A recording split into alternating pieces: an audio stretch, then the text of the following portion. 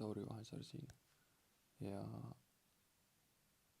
üks klient uuris mult, et mida teha siis, kui on valu nii suur, et ei saa neid harjutusi teha. Ja isegi magada on raske. Mäletan enda elust perioodi, kus 2 nädalat otsisin seda asendit, et üldse valuvabalt magama jääda ja valuvabalt ärgata. Õnneks selle 2 nädala lõpuks ma leidsin selle asendi ja näitan seda ka täna sulle. Lisaks erinevaid asendeid, kuidas magada nii, et selg oleks normaalses asendis ja hommikul ja õhtul saaks valuvabalt olla.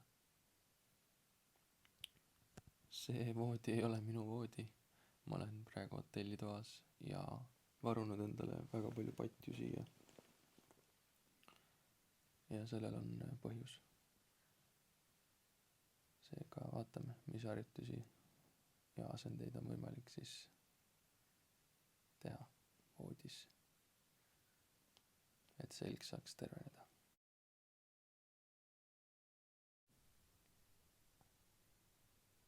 Esiteks näitan asendit, mis aitas minul leida valuvaba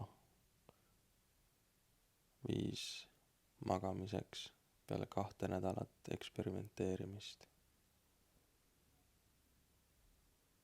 Tegin endale padjakuhja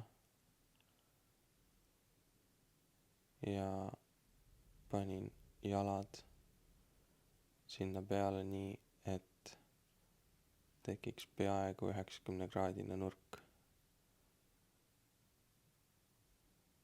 Ehk siis võib teha veelgi kõrgema padjakuhja.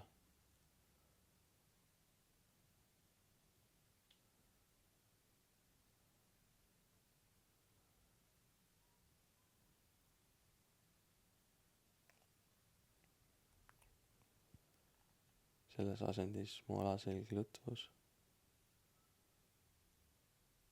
ja hetkeks leidsin, et olen võimeline valuvabalt uinuma.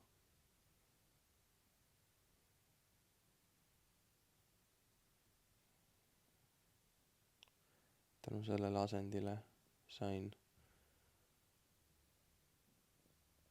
julgust edasi eksperimenteerida ka teisi asendeid.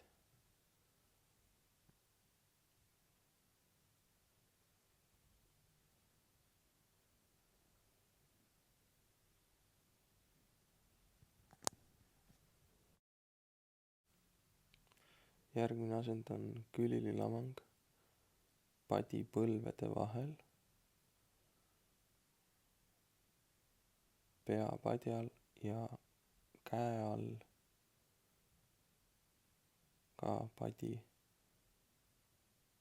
et leiaks kõige mugavam asendi, kuidas lõtvuda.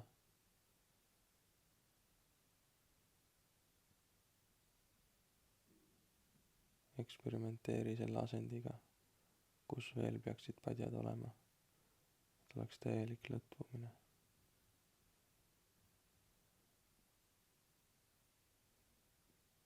Tunneta.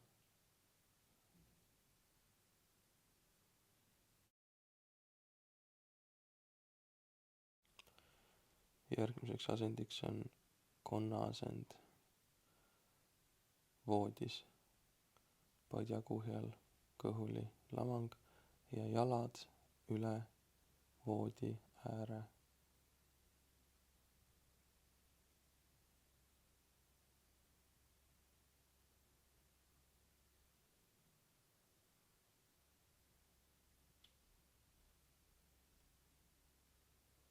See asend võib tunduda väga lõdvestav, samas võib ka olla selles asendis valus, kui sügav sissehingamine teha. ja siis väljahingamine.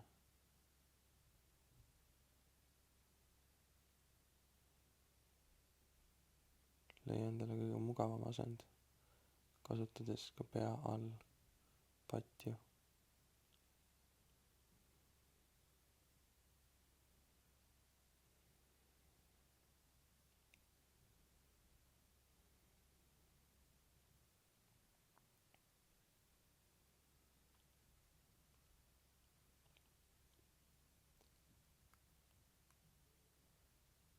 See ei ole magamisasend, vaid asend, kus tunnetada alaselja pinget läbi sügava hingamise sisse ja välja.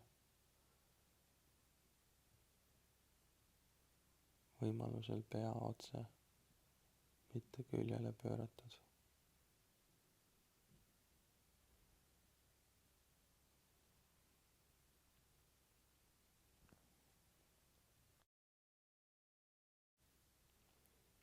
Nüüd näitan asendeid, mida kindlasti vältida. Lihtsalt kõhulilamang või kõhulilamades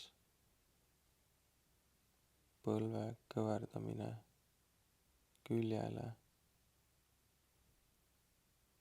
See võib tunduda lõdvestav, aga tegelikult on alaselg pinges.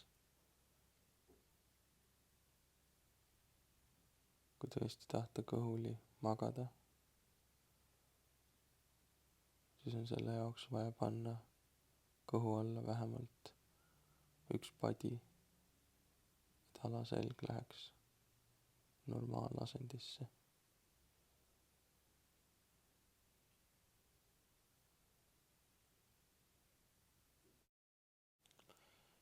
Nüüd näitan mõne harjutuse, mida saab teha voodis õhtul magama mineku eel või hommikul ärgates.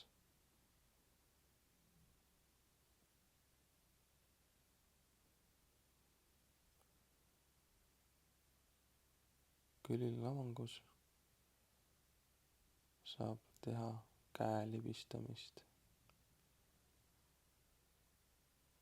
sirutamine ja kõverdamine, viies küürannukki selja taha. Hästi rahulikult läbi tunnetamise.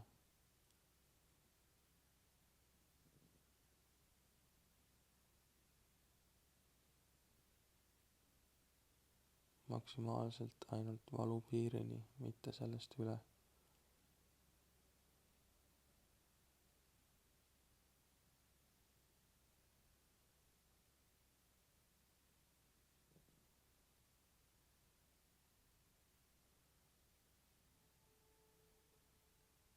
Ja siis vaagnapöörded.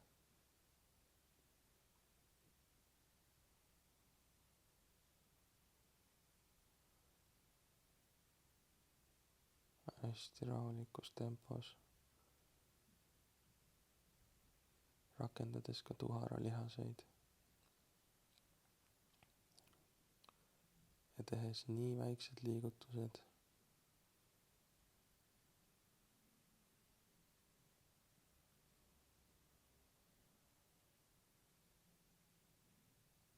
kui vajalik, et ei oleks valus.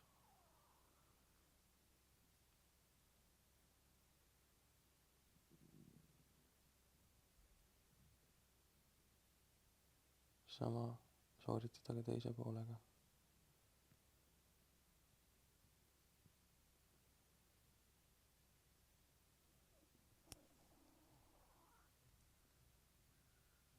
Selililamangus on võimalik sooritada harjutust nagu jalgade tõuked,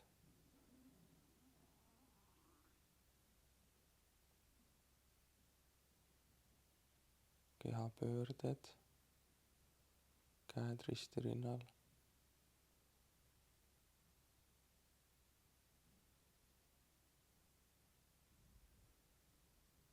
või tuues jalad hark asendisse ja sooritades hästi rahulikult põlvetõsted, libistades.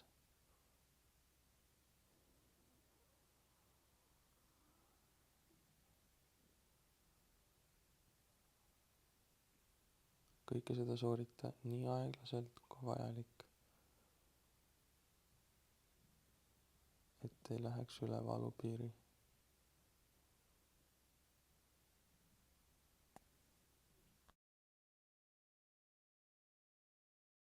Harjutused konnaasendis.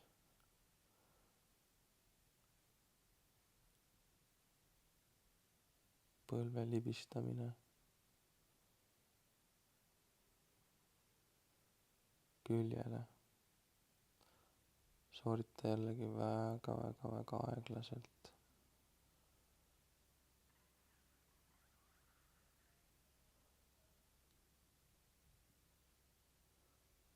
Omas tempos. Vajadusel keera pea samas suunas, kuhu poole sooritad harjutust.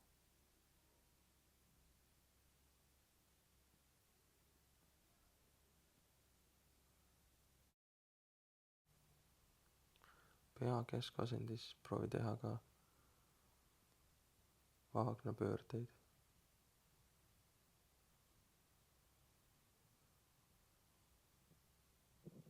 Väga rahulikult.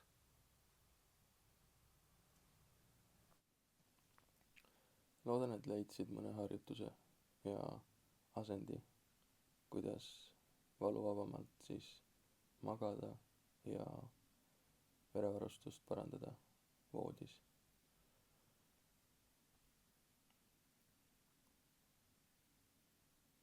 Kui tunned, et valu on taandumas,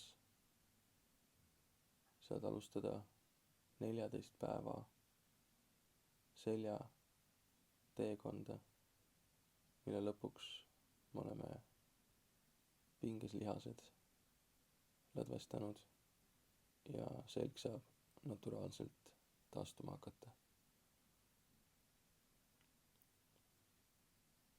Selle 14 päeva jooksul alustame lamamisasenditest, siis erinevad dünaamilised venitused ja süvalihaste venitused püsti ja toolil istudes. Lisaks kasutame foam rollerit ja näiteks tennisepalli, et ligi pääseda trigger-punktidele ja iseendale massaaži teha. Seega liitu selle 14 päeva väljakutsega ja teeme selja korda.